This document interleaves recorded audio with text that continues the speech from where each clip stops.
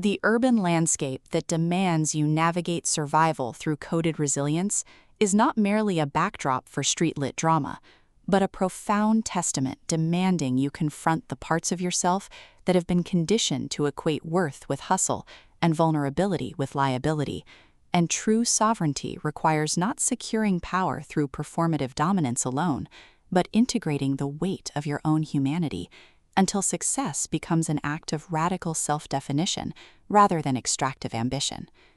In BON, Richmond, Virginia, Monique Love transforms the urban fiction trope into precise exploration of communal accountability and embodied integrity, proving liberation isn't found in escaping the block. It's forged in honoring the person beneath the reputation, when every systemic expectation demands you remain either hardened survivor or cautionary tale.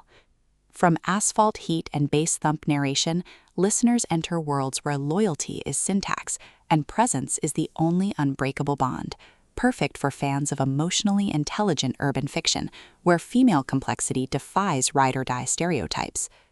When Alara Vance navigates Richmond's underworld expecting validation through strategic alliances, she discovers Julian Thorne's quiet devotion mirrors the exact suppression he's endured beneath years of curated masculinity, and his refusal to enforce traditional power dynamics creates space for connection defying street hierarchy.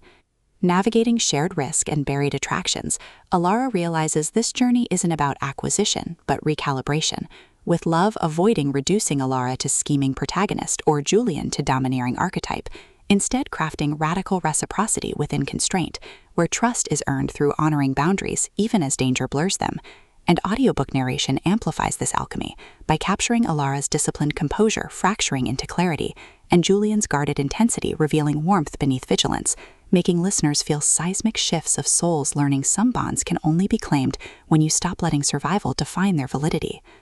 What elevates this beyond typical urban fare is portraying relational intimacy as somatic practice rather than sensationalized transgression, with Alara confronting how street culture equated worth with utility, while Julian creates sanctuary where her contradictions exist without diminishment, their relationship evolving through shared silences during midnight drives, bypassing performance, rhythms protecting both emotional integrity and psychological safety, and mutual defense against rivals mistaking tenderness for weakness, supported by community members encoding suppressed grief, elders carrying intergenerational weight, and Richmond itself absorbing decades of unspoken bargains, reinforcing that in extraction-based systems, tenderness towards process is technique and presence is sustainable resource, with loyalty rituals mirroring emotional attunement and surrendered defenses becoming metaphors for earned trust.